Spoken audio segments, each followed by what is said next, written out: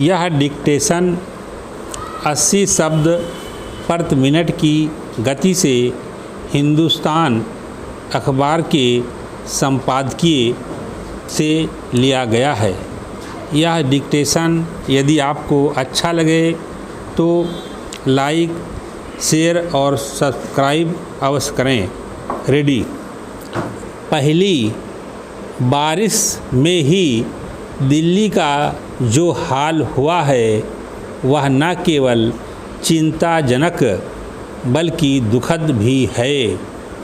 जगह जगह जाम, जल भराव, पेड़ों का गिरना अपनी जगह बहुत गंभीर है, पर सबसे सनसनीखेज घटना नई दिल्ली के इंदिरा गांधी अंतर्राष्ट्रीय हवाई अड्डे के टर्मिनल 1 पर घटी है। शुक्रवार को भारी बारिश के बीच छत का एक हिस्सा वाहनों पर आ गिरा, जिससे एक व्यक्ति की मौत हो गई और 6 लोग घायल हो गए। जब हादसा हुआ तब बारिश हो रही थी। सुबह करीब 5:30 का समय था। हादसा अकल्पनीय था। बीते मार्च में ही नई दिल्ली के सबसे बड़े हवाई अड्डे के टर्मिनल 1 का विस्तार किया गया है।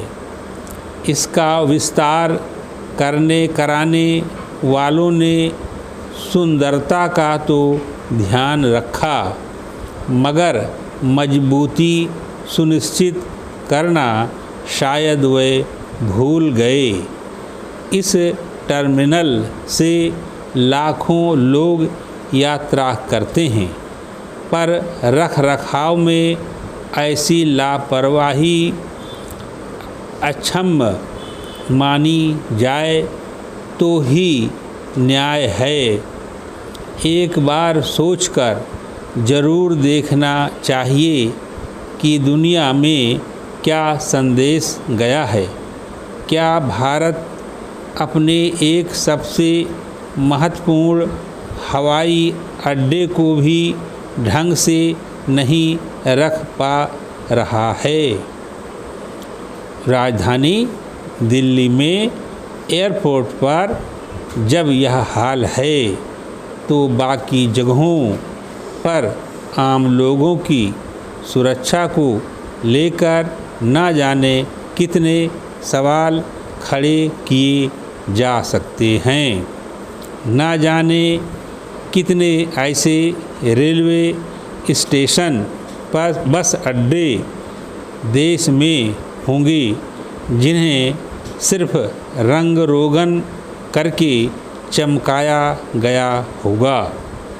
जिम्मेदार अधिकारियों को शर्म आनी चाहिए। उनकी लापरवाही के चलते भ्रष्टाचार का मुद्दा फिर चर्चा में आ गया है। कहीं भवन ढह रहे हैं तो कहीं पुल गिर रहे हैं तो कहीं सड़कों पर दरारें पड़ रही हैं।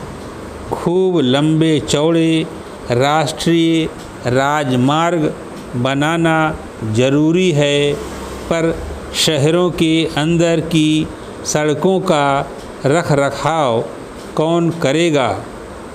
दिल्ली में केवल 2 घंटे की बारिश के बाद अंडरपास और अंडर ब्रिज में पानी भर जाना क्या हमारी अक्षम नौकरशाही की ओर इशारा नहीं है? नौकरशाहों को भला कैसे निर्दोष मान लिया जाए, और अगर उन्हें निर्दोष मान लिया जाए तो फिर दोषी कौन है? यह शर्मनाक बात है कि राष्ट्रीय राजधानी में स्थित मिंटो ब्रिज दशकों से लोगों को रुलाता आ रहा है। वहाँ से तमाम नेताओं, अफसरों, रसूखदारों की गाड़ियाँ गुजरती हैं, पर क्या मजाल कि मिंटो ब्रिज इलाके में पानी ना भरे। देश में ऐसे ना जाने कितने स्थान हैं जिनके बारे में यह मान लिया गया है कि यहाँ तो जल भराव एक सालाना आयोजन है। साल में 10-15 दिन जल भराव होगा तो इस समस्या के समाधान के लिए क्या जहमत उठाएं? क्या हम अपने देश में नागरिक सुरक्षा से समझौता कर रहे हैं? क्या अपने देश में लोगों की ज़िंदगी को बहुमूल्य माना जाता है? इस बार भी उदारता से मुआवजा दे दिया जाएगा, पर पुख्ता समाधान व सुरक्षा के इंतजाम के प्रति लापरवाही बरती जाएगी। यह दोषारोपण करने या आँखें चुराने का नहीं, बल्कि कमियों से दो हाथ करने का वक्त है। सुविधाओं का विस्तार जरूरी है, लेकिन उनकी गुणवत्ता भी काबिले गौर होनी चाहिए। गुणवत्ता या कानून से समझौता करने की इजाज़त किसी को भी नहीं है। देश की अर्थव्यवस्था गतिवान है। वस्तुओं और सेवाओं का निरंतर विस्तार हो रहा है, पर अगर हम अपने नागरिकों की कद्र नहीं बढ़ाएंगे तो वास्तव में विकास को ही अंगूठा दिखाएंगे।